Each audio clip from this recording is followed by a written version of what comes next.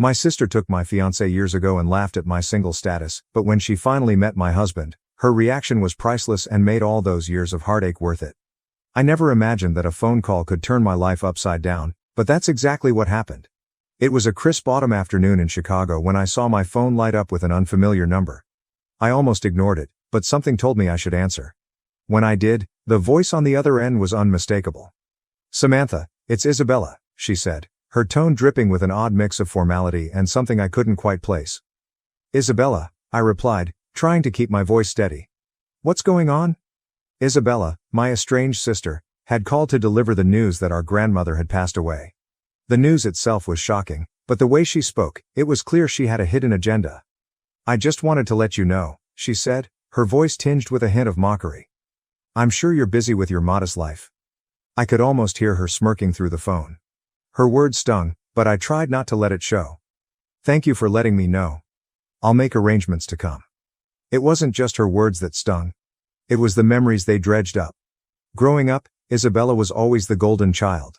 She had our father's favor and a certain charm that seemed to make everything fall into place for her. As for me, I was often left in the shadow. Even though I tried my best to excel, my efforts seemed to be overlooked. Isabella and I hadn't spoken much in years. After she had stolen David from me, I had cut ties with her and by extension, with the rest of my family. It wasn't just about the betrayal, it was about how it highlighted the unequal treatment I had always felt. David Parker had been my fiancé. He was the love of my life, and we had a future planned together. That was until Isabella, with her manipulative charm, came into the picture. David had left me for her, and I had been devastated. It wasn't just a broken relationship, it was a betrayal that left scars. Our family had always been fractured. Our father, stern and unyielding, had favored Isabella for her resemblance to him. My mother, although caring, was often caught in the middle. She tried to show support, but it was clear that Isabella had always been the preferred child. I had chosen a different path. After the breakup, I left my job as a school administrator to focus on raising my daughter, Lily.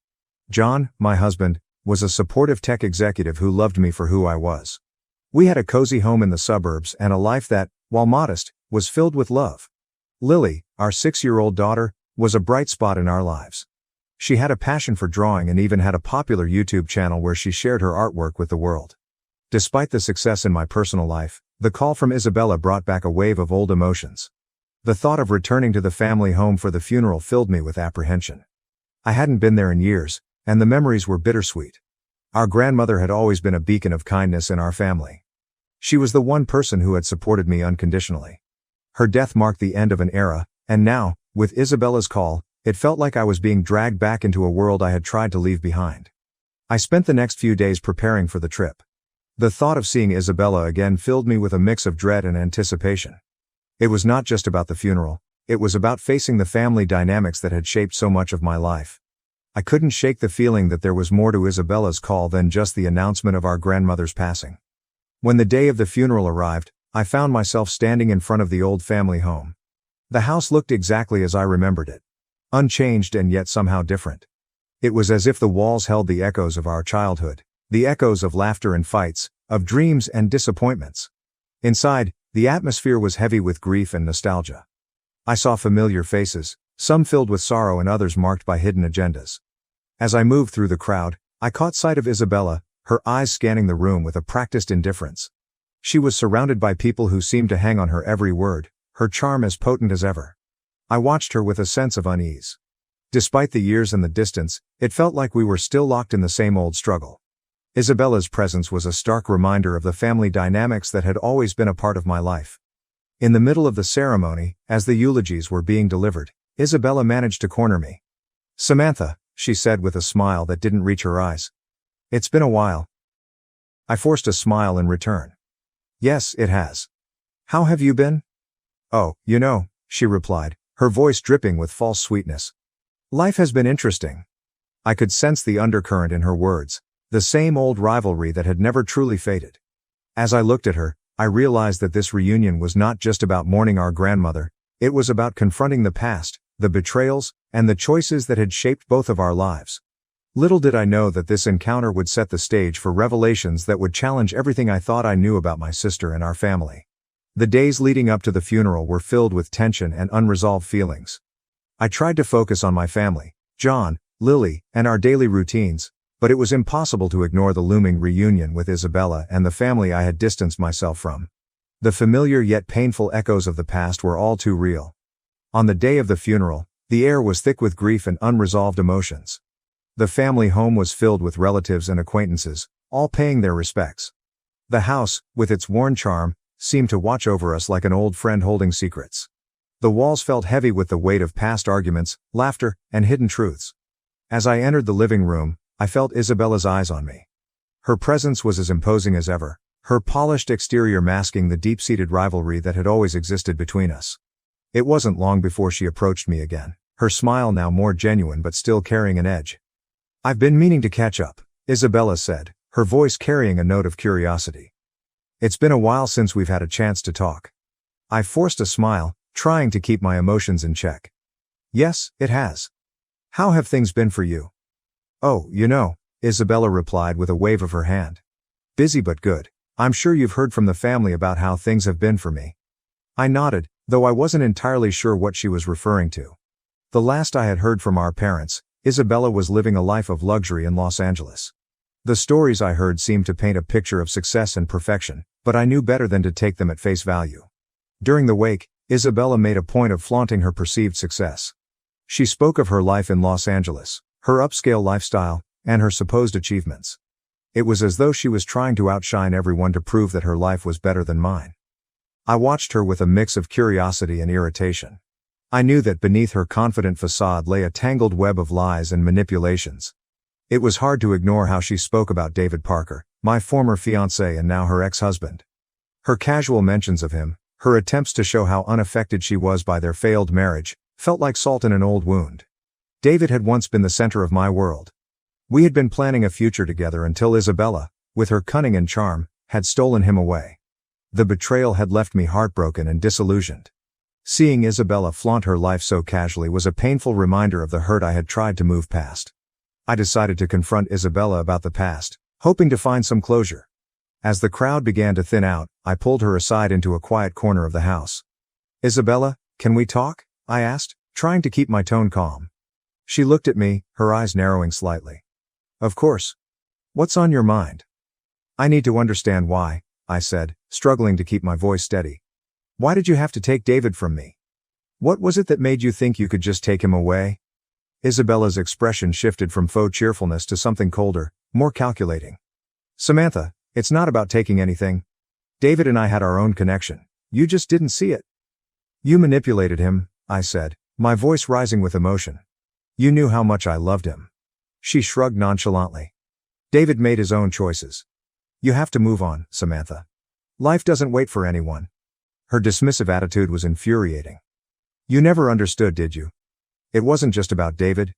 It was about how you always seemed to have everything handed to you while I was left struggling." Isabella's face hardened. "Don't blame me for your shortcomings. We all have our battles. Maybe if you had been more assertive, things would have been different." Her words felt like a stab in the dark, hitting all the old wounds that had never fully healed.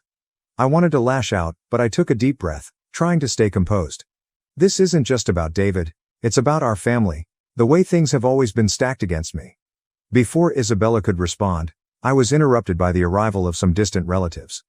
I had no choice but to step away, the confrontation unresolved. The rest of the evening was a blur of faces and condolences, but my mind was occupied with thoughts of the past and the unresolved issues between Isabella and me. The next day, as the funeral came to a close, I felt a sense of both relief and apprehension. The family dynamics were as tangled as ever, and I knew that there was more to uncover. Isabella's perfect life was beginning to crack, and I was determined to see the truth come to light. I left the funeral with a heavy heart but a renewed sense of purpose. There was more to the story, and I was prepared to face it head-on. The confrontation had set the stage for deeper revelations, and I was ready to uncover the full extent of the lies and deceptions that had shaped our lives. The days following the funeral were filled with an unsettling calm. I found myself replaying my confrontation with Isabella over and over, seeking clarity in the chaos.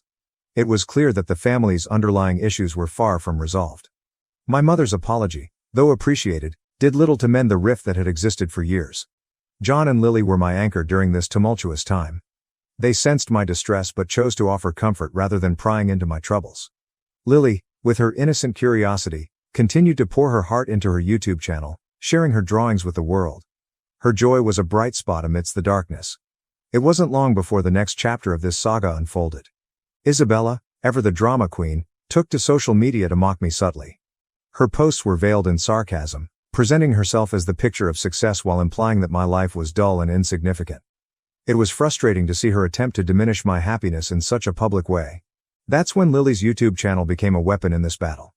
One evening, after a particularly cruel post from Isabella, Lily and I decided it was time to use her platform for more than just showcasing her drawings. I helped Lily create a video that countered Isabella's lies, focusing on the positive aspects of our life and subtly addressing the falsehoods Isabella was spreading. The video, while innocent on the surface, contained enough pointed references to make it clear that we were aware of Isabella's attempts to undermine us. It quickly gained traction, and soon the comment sections of both Lily's channel and Isabella's post were flooded with reactions.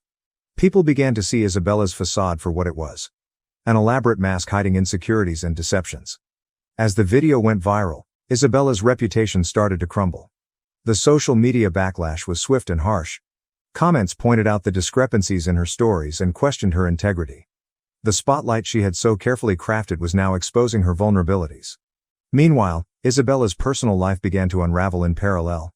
David, struggling with the public fallout from our confrontation and the negative attention surrounding his and Isabella's failed marriage, made a significant error at work. It led to his dismissal from his position as a software engineer. The professional and personal pressure became too much for him, and he fell into a deep spiral of self-doubt, unable to cope with the financial and emotional strain. Isabella made a drastic decision. She filed for divorce, severing the final ties with David. Their son, James, became a casualty of this turmoil, and due to Isabella's unstable situation, he was placed into a care facility. A stark contrast to the privileged life she had once flaunted. The family dynamics were shifting rapidly. My mother, who had always been more sympathetic to me, approached me with a heartfelt apology for the past. She admitted that her favoritism towards Isabella had been a mistake, and she acknowledged the hurt it had caused. "I'm sorry for everything, Samantha," she said, her eyes filled with regret. "We should have done better by you. I see now how much pain we've caused."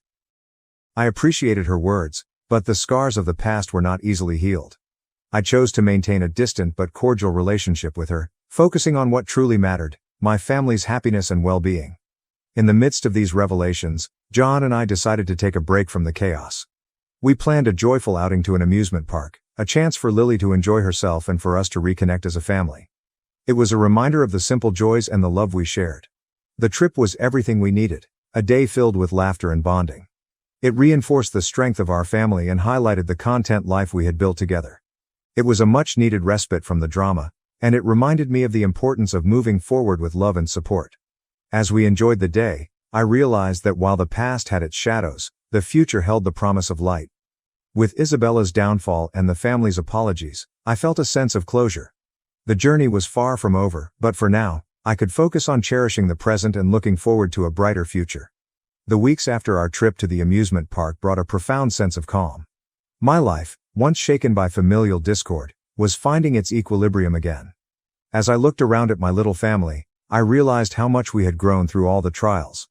Isabella's downfall was a hard pill to swallow, but it was a reminder of the destructive power of envy and manipulation.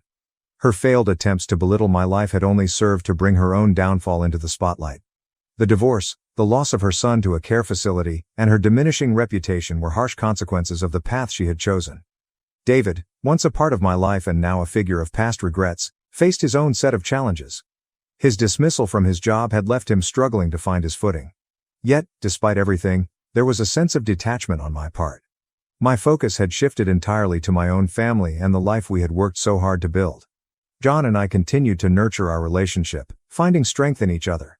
Our daughter Lily thrived in her creative endeavors.